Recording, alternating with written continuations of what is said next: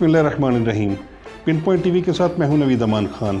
नाज़रीन, जड़ांवाला में मसीही बरादरी के घरों और चर्चेस पर हमला हुआ, उन्हें नजर आतिश किया गया और उनको मसमार किया गया। ਸਾਈਆਂ ਦੀ ਬਸਤੀ ਦੇ ਵਿੱਚੋਂ ਸਾਈਆਂ ਨੇ ਕੁਰਾਨ ਪਾਕ ਦੀ ਬੇਹੁਰਮਤੀ ਕੀਤੀ ਆ।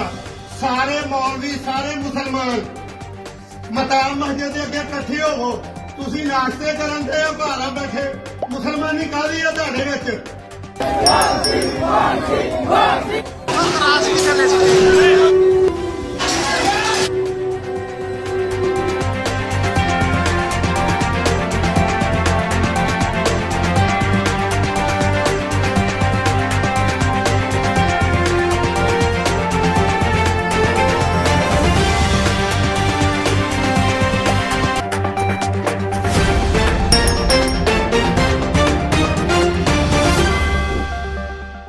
इससे पहले ये कहा जाता है कुरान पाक की बेहुरमती हुई है, लेकिन इसकी अभी तक कोई इसके शवाहिद नहीं मिलते। लेकिन जिस बात के शवाहिद मिलते हैं वो ये है कि सैकड़ों मुश्तिल अफराद ने मसीही बरादरी की बस्ती के ऊपर हमला किया, उनके घरों को और उनकी गिरजा घरों को मसमार किया। अब आप ये देखिए कि जो मुसलमानों ने दावा किया कि कुरान पाक की बेहुरमती हुई है, तो जब गिरजा घरों को मसमार किया गया या नजर आतिश किया गया, तो क्या उन गिरजा घरों में नजर आतिश होने वाली चीज़ों में बाइबल नहीं होगी? इंजील भी तो होगी। इंजील भी इल्हामी किताब है और इसी तरीके से ईसाइयों के लिए अहम है जैसे ही मुसलमानों के लिए कुरान अहम है। तो मैं ये समझता हूँ कि वो तमाम मुसलमान जिन्होंने इंजील या गिरजा घरों या ईसाइयों के घरों को मसमार किया या नजर आतिश किया, उन्होंने, मेरा ये मानना है कि उन्होंने गुनाह का इर्तिकाब किया। अगर किसी ने कुरान पाक की बेहुरमती की थी तो उसका ये तरीक़ाकार नहीं है कि आप सैकड़ों अफराद मिलकर किसी भी बस्ती के ऊपर चढ़ दौड़ें और उसको मसमार कर दें। उसका तरीक़ाकार ये है कि आप उसकी इतला करीबी पुलिस स्टेशन को दें और फिर कानून को अपना रास्ता इख्तियार करने दें। कानून को अपने हाथ में लेने का तो किसी को कोई जवाज़ हासिल नहीं है। मैं नहीं समझता कि ये कोई भी दानिशमंदाना इक़दाम था पाकिस्तानी सोसाइटी की तरफ से, और इसके कई मुहर्रकात हैं। सोसाइटी इस स्टेज पर क्यों आती है? क्या हम इस बात को समझने से कासिर हैं कि हमारे दीन का असल जो उसकी मिथ है, जो उसकी रूह है, वो क्या है? हमारे दीन की असल रूह ये नहीं है कि हम अक़लियतों पर चढ़ दौड़ें और उन पर हमले करके उनकी प्राइवेट प्रॉपर्टीज़ को और उनके गिरजाघरों या इबादत गाहों को मसमार कर दें। हुज़ूर पाक सल्लल्लाहु अलैहि वसल्लम के अहद में एक ख़त लिखा गया था और आप सल्लल्लाहु अलैहि वसल्लम ने ये ख़त 628 ईस्वी में लिखा था। इस ख़त का उर्दू में मतन मैं आपको पढ़ के सुनाता हूँ। हमारे प्रोड्यूसर आपको इसके बाद ये ख़त आपको दिखा रहे हैं। ये पैगाम मोहम्मद सल्लल्लाहु अलैहि वसल्लम इब्न अब्दुल्ला की तरफ से ईसाईयत कबूल करने वालों के लिए है, खा वो दूर हों या नज़दीक। ये एक अहद है कि हम इनके साथ हैं। बेशक मैं, मेरे खिदमतगार, मेरे मददगार और पैरोकार इनका तहफ़्फ़ुज़ करेंगे, क्योंकि ईसाई भी मेरे शहरी हैं और खुदा की कसम मैं इस बात से परहेज़ करूँगा जो उनको नाखुश करे। इन पर कोई जबर नहीं, ना इनके मुनसिफ़ों को उनके ओहदों से हटाया जाएगा और ना ही उनके राहबों को उनकी खानगाहों से। उनकी इबादत गाहों को कोई भी तबाह नहीं करेगा, नुकसान नहीं पहुंचाएगा और ना ही वहां से कोई शय मुसलमानों की इबादत गाहों में ले जाई जाएगी। और अगर किसी ने वहां से कोई चीज़ ली तो वो खुदा का अहद तोड़ने और उसके नबी की नाफरमानी का मुर्तकिब होगा। बेशक वो मेरे इत्तेहादी हैं और उन्हें इन तमाम के ख़िलाफ़ मेरी अमान हासिल है जिनसे वो नफ़रत करते हैं। कोई भी उन्हें सफ़र या जंग पर मजबूर नहीं करेगा, बल्कि मुसलमान उनके लिए जंग करेंगे। अगर कोई ईसाई औरत किसी मुसलमान से शादी करेगी तो ऐसा उसकी मर्ज़ी के बग़ैर हरगिज़ नहीं होगा और इस औरत को इबादत के लिए गिरजा घर जाने से रोका नहीं जाएगा। इनके गिरजा घरों का एहतराम किया जाएगा।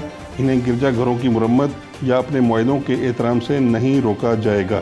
कौम में से कोई भी फ़र्द यानी कोई भी मुसलमान रोज़े क़यामत तक इस मुआहदे से रूगर्दानी नहीं करेगा। इसका मतलब ये है कि ये फरमान आप सल्लल्लाहु अलैहि वसल्लम का روज़ क़यामत तक के लिए है। रोज़ क़यामत तक हम मुसलमान पाबंद हैं कि हम अक़लियतों के हुकूक़ का तहफ़्फ़ुज़ करें और उनके साथ रवादारी का मुज़ाहरा करें। अगर कहीं भी कोई ऐसी बात होती है जिसको हम तौहीन रिसालत या तौहीन कुरान या तौहीन मज़हब के ज़ुमरे में लाते हैं तो उसका के रद्द-ए-अमल का तरीक़ाकार ये नहीं है। कुरान हमें रवादारी सिखाता है, हमें मोहब्बत और अख़ुवत और यगानगत सिखाता है, हमें अक़लियतों को भी सीने से लगाना सिखाता है। अगर कहीं कोई ऐसा वाक़या हुआ भी हो तो उसके लिए हमारे लिए ज़रूरी है कि हम कानून का रास्ता इख्तियार करें, और कानून में भी हमारे लिए ये एक चीज़ समझ लेनी चाहिए कि कानून की जो असल रूह है वो उसके मुताबिक उस पर अमल होना चाहिए। और अगर कोई शख्स कुरान पाक की बेहुरमती या हुज़ूर पाक सल्लल्लाहु अलैहि वसल्लम या सहाबा इकराम की बेहुरमती का मुर्तकिब हुआ है या हो तो उसको कानून के मुताबिक सज़ा दी जानी चाहिए, ताकि आइंदा किसी को इस हरकत की जुर्रत ना हो। लेकिन इसका ये मतलब नहीं है कि कोई मॉब किसी भी तरीके से कानून को अपने हाथ में ले ले और वो तमाम हुकूक़ जो अक़लियतों को हासिल हैं, जो हमारे आइन के मुताबिक भी हासिल हैं, जो हमारे मज़हब के मुताबिक भी हासिल हैं, वो उनको पामाल करे या उनको नज़रअंदाज करे। और मैं ये समझता हूँ कि इस हवाले से जो सिविल सोसाइटी का रोल है वो बहुत ही मायूस कुन रहा। सिविल सोसाइटी ने कोई अहम रोल प्ले नहीं किया। होना तो ये चाहिए था कि सिविल सोसाइटी भी बाहर निकले और वो उन जिनके साथ ज़्यादती हुई है उनके साथ यकजहती का मुज़ाहरा करे, और किसी NGO ने बाहर आकर उनके हक़ में कोई यकजहती का मुज़ाहरा नहीं किया। हमें यूँ महसूस होता है जैसे मुल्क में कानून की अमलदारी ख़त्म हो चुकी है। जिस गिरोह या जत्थे का जी चाहता है वो अपना रद्द-ए-अमल ज़ाहिर कर देता है। तो ये जो रवैया है ख़ुद आवाम का या किसी मॉब का या जत्थे का फ़ैसला करना कि वो कानून को रास्ता देने की बजाय वो ख़ुद कानून बन जाए और ख़ुद अदालत बन जाए और ख़ुद उसको उसी वक्त इम्प्लीमेंट कर ले, ये बहुत ख़तरनाक रुझान है किसी भी रियासत के हवाले से। और मैं ये समझता हूँ कि रियासत ने ख़ुद ही ये रुझान पैदा किया है और इसको तक़वियत दी है। क्या रियासत ने आज तक ऐसे जत्थों की परवरिश नहीं की? जिहादी ग्रुपों को आप देख लीजिए, या आप फैज़ाबाद धरना वाले जो लब्बैक वाले हैं उनको देख लें, या जो आपके PTI वाले हैं उनको देख लें। आप मुख्तलिफ़ ग्रोहों को, जत्थों को, मुख्तलिफ़ ऐसे तबक़ात को जब प्रमोट करेंगे या उनको रास्ता देंगे तो मेरा ख़्याल नहीं है कि वो कभी भी रियासत के हक़ में जाएगी और किसी न किसी वक्त वो बाउंस बैक करेगी और उसका रद्द-ए-अमल रियासत को ही होगा। इस सारे सिलसिले में उलमा को आगे आना होगा, उलमा को अपना किरदार अदा करना होगा।